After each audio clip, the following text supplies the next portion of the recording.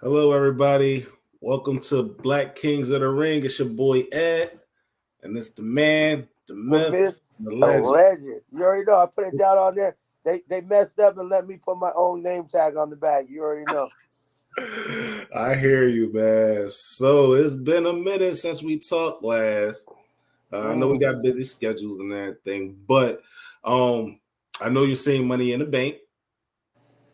So I want to know what are your thoughts on it so far? For Money in the Bank, I think it was one of the better pay-per-views I've seen from WWE in a long time. The storylining is getting on point. The what's happening makes sense. Okay. To like where it's going. There was a couple of things where people were upset on finishes, like, oh man, I thought so and so should have won. Like for like say the men's rumble, everybody wanted L.A. Knight. Yeah. Yeah. But he's so over. He don't need it. He don't need the win. He can use the win to catapult him, yes, to like more title status, and he can use it really well, and it would help him. But he don't need it like to be successful. He is so over with everybody. Like he will be involved in stuff and be going forward properly. The like I don't know if I would have had Damian Priest win it. Um, I would have. I know it's the bad topic, but I would have had Logan Paul win. And the reason is Go after Seth or Roman though. Logan Paul is ratings. People Agreed. tune in, they watch. No Agreed. matter how much people like him or not, they watch him. And my thing is butts in seats. You know, that's Hmm. what you want. That's what he brings. And no matter how much you dislike him, he takes it serious in his training. His Yeah. buckshot lariat, unreal, better than Hangman Page's. Like, Agreed. I mean, Agreed. he takes it serious. So why would you not somehow maybe like down the road you have so and so screw him out the briefcase, but you have him win it. You have him running with it a little bit. You have him tee some cash ins. Yeah. But I mean, Damian Priest is going to be good. This is the way that they break up anything that they were going with the The Judgment Judgment Day. Day. Yeah. Um, there's the tension in the Judgment Day, Yeah. like, but So do you think JD McDonough's going to replace him, or do you think they're going to kick Finn out now? I I think they put Damian Priest at the head of the division with or the faction with JD McDonough and Finn the first of the how they always have the faction leader outed comes back and feuds with the new faction leader. Yeah. Um, that would have him go with AJ and the Good Brothers and bring back a whole Bullet Club type thing because they're gonna try to counteract Bullet Club Gold in AEW. So you know what I mean. So uh, they can't let them have it. You know what I mean. They got to do something. So I agree with you on that. I thought about that, but then I wasn't thinking about that at the same time because AJ's on SmackDown and Finn is on Raw. So kind who of, but the damn brand split was gone the next day. That don't I mean know. nothing. They're on other shows all the time. They had a I know. draft. They split the rosters and they were on the next show the next week. I know. I Like, thought about that don't get me too. wrong, they try to keep some of the storylines on Mondays or Friday. They try to Yeah. keep it separate, but we'll see. But I Yeah. mean, overall, top to bottom, great card. I like how they started off with the men's. Um, I would have liked. I don't like not having pre-show matches. I like to have pre-show matches. Mhm. Like you watch them talking, there's a match. You Yeah. watch them talking, there's a match. Like, the dark matches that they have, they should show those on the pre-show. Yeah. Like the dark matches that they have in the arena, show the match. Sometimes when you go to house show, there's no announcing anyways. Just Yeah. show the match. Don't have an announce team. Just show the match. Like there's got to be something more on the pre-show. But it was a great way to start the show off. I really liked it. Yeah, they usually, I guess maybe since they're overseas, maybe they just was, set for a limited amount of time, and they weren't focused on doing a pre-show match because the last pay-per-view, I think they did have like a pre-match that they did. I don't think they have. I don't think they've had a minute. Like I'd have to go back and look, but I'm pretty sure they haven't had a pre-show match since before WrestleMania. Is that what it said? Probably, I believe so. I think that was the last. I might be wrong. Like I might be wrong, but for some reason, there's been there's been no matches that I remember on the pre-show. Okay. But also, a lot of times, I don't watch the pre-show, so maybe I'm missing something. But I think it's like maybe like a one quick 10-minute match. I think I saw Puerto Rico, when they did the Puerto Rico Backlash. I think it wasn't though. It might have been one. I can't remember who it was. It might have been one match, and that was it, which was like in between, them commentating and everything, and just building up to the match in general, the pay-per-view. But that's pretty much it. I do like some of the, like some of the like round table discussion talks that they have. Yeah. It's a good show. I mean, it's not that it's bad. I just would like a little warm up. Like when you go to a Raw or a SmackDown in your local cities, you watch one or two matches, and then the guy comes out. All right, we're about to go live, and the cameras and fireworks and yada yada yada. And so, but you've already had a couple, and then you have one after the main event. Yeah. Right.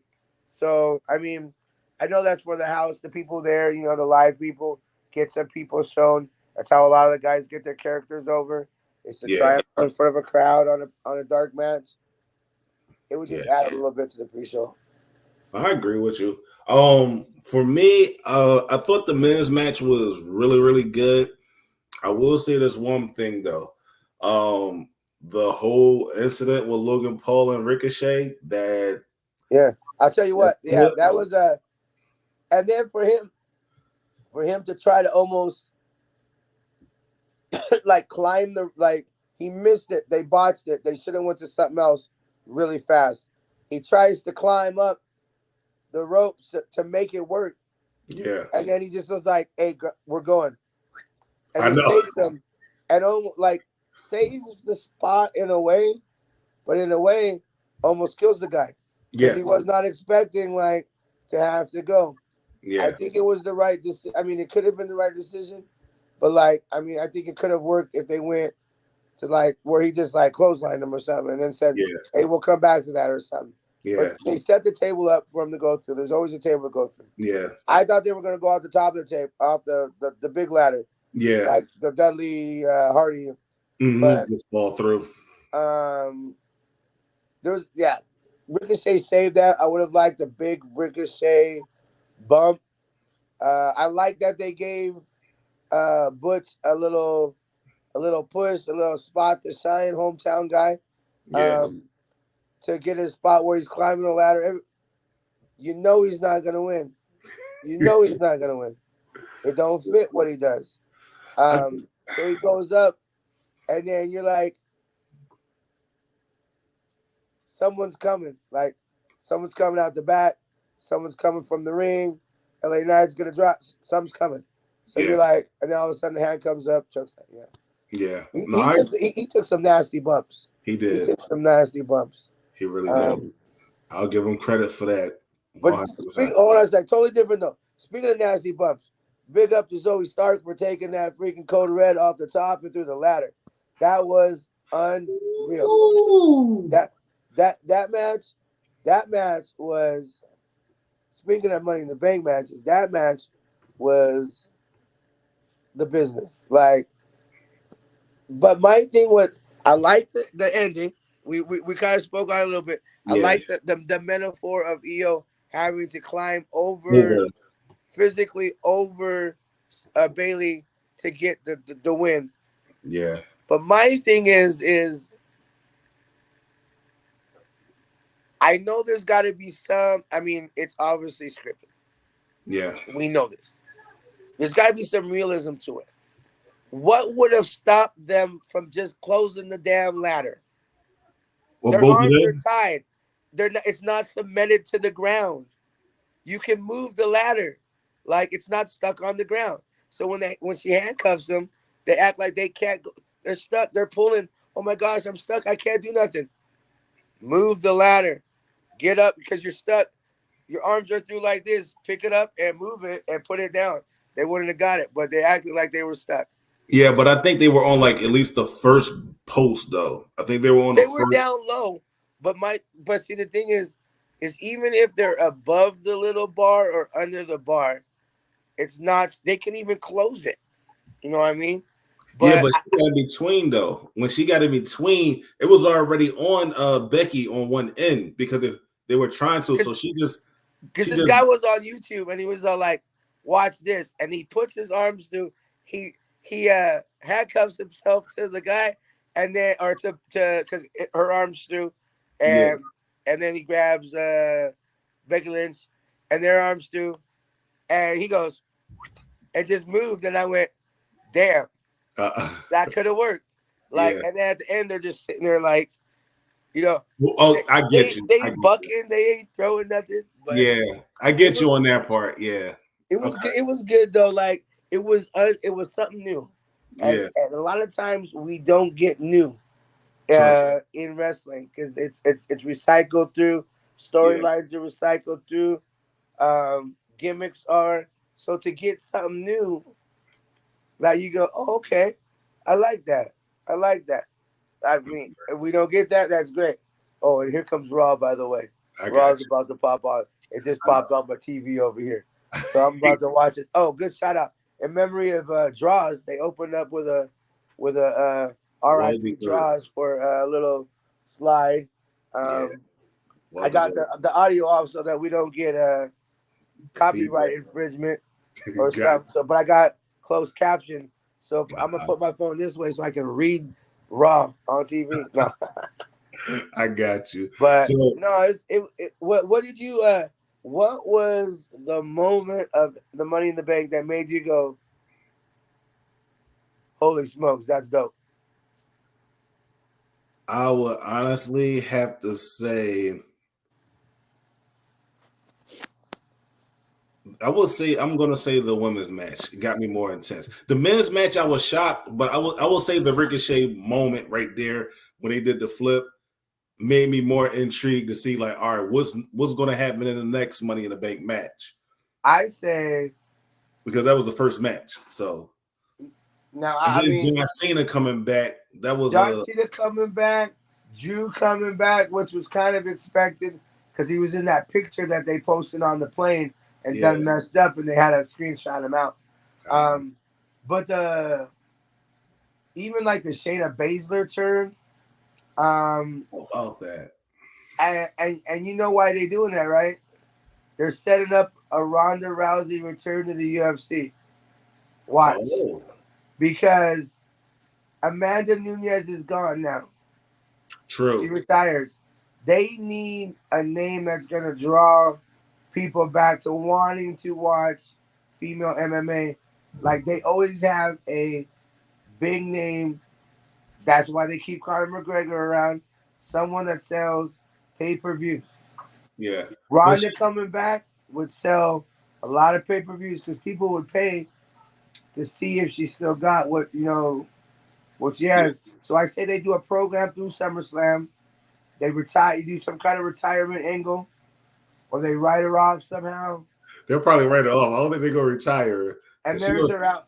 I mean, no, like a retirement, like like a so and so versus so and so career match. How many times do they come back from career matches? They do it all the time. So they write her off with a career match. She's gone for a while. When she yeah, shows up in UFC, they assume that she's really retired. And when she makes a lot of money, she gets her butt whooped one time. She wants to come back to the stud where she knows they can write her and wins it. yeah. But who my thing is everybody know her style, so who was she actually, I mean, she can still beat people, like don't get me wrong. Like I'm not Right. I'm not knocking her at all. So it's just a matter of hello. Hello. You want to say hi? Hello. I say hi to the man of the myth. The man, how you doing? Oh, Guest host coming in the building. yep. Okay, go to mommy. Go to mommy real quick. Go back to mommy. All right, so over there. But I mean, But I'm watching the showing the highlights right now, and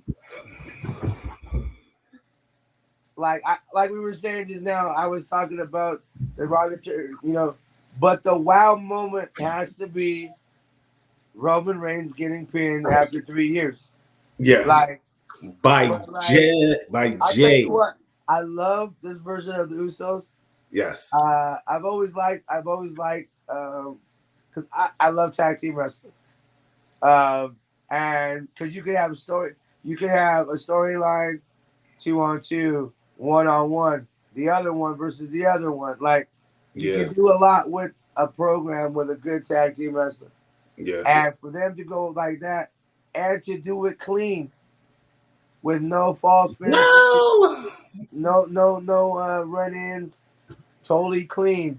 It was, I mean, he did do the It was, and the little stuff that they did in the match, where they tied stuff to where he said like I'm gonna stack them and stuff, and then they're going to he tries to do the double pin like he did at Mania, and then they got the where he's doing the punch, spits on the hand, gives him the slap like The Rock does. Like there was little stuff that they did in the match, like even to the point where the way that he pinned him. If you go back and watch him, he pins him exactly the same way when he first pinned him for his first pinfall loss when he came with the Shield. Gotcha. So, like, he pinned him the same way. Like, the small details was very good on that match. Yeah. I mean, Seth Rollins pinned Balor. I mean, intense, bang, bang, bang, like, the whole card was outstanding. I agree with that. 100%. It was right on the button. I think they hit all of the notes that they needed to hit. I will say I kind of think sooner or later they're gonna start, especially with them doing a lot of the overseas matches and stuff, and just traveling the world and having pay-per-views. I think they're gonna start working with whatever organizations of wrestling that's over there. I know they really want to work with Japan, but AEW got that on lock right now. So there ain't nothing like the match. I mean, New Japan style fits AEW style better. Perfect. Absolutely. The matchups are better. The WWE's I only see maybe 3 people working like properly. Yeah. The styles don't, I mean, they don't mesh well. No. So them to go to Japan, wouldn't it be bad to bring in a boost, somebody like to do a spot show, maybe do a rumble over there and have them as entrants, one-offs. That would be honestly, that would be the best bet. It makes sense. It makes sense. If you have a match like that, it would have to include it would have to go AJ, Carl Anderson, or one of those in a singles match against, I mean, AJ and Will Ospreay will probably be good. If they have something, or have a rematch between Ricochet and Will Ospreay, which would be hella awesome. That would be good. My only problem with that match was it was so many spots, like almost a little too much. Like, I'm watching doing this. Like, the whole time, hey, whoa, that was too much for me. Like, slow it down a little bit. Yeah. Get him in a side headlock and wear him down a little bit. Well, WWE style will make them do that, though. What's that? WWE style will make them do that. Yeah, but them doing that is not what we want to see, though. We want Correct. to see them doing what they do because that's what makes you want to watch them. Yeah, I mean, but I mean, they just have to incorporate it a little bit. It don't have to be a lot, but just see some base like Ricochet. He's so underrated there. Like you don't see the full potential like of this dude being a champion. Right. He's really a champion. All in all, he's but because he's small in their in their world, you don't get that highlight like he should. Dude, So, Ricochet is a giant over there. Like I know. He's like sky high on those guys. For real, man. So it's crazy. Oh no, hold on. I saw which this was on because Rollins just. We had our marker already. Oh. He just he did a spot real quick, and out comes Cody. Oh boy, what's going on right now? Like, thank goodness for rewinding live TV and then skipping past the commercials. I'll catch up. I know I'm about to do the same thing, man. But yeah, man, we can wrap this up and let's set up a. I know we're a little past, but let's do a Forbidden Door little rundown in the status of AEW with Collision and all the new shows coming back and how they're doing that. Let's set up the next one in the state of the AEW. All right. All right, then, man. Take care, everyone. Let's go. All right, you too. Peace out.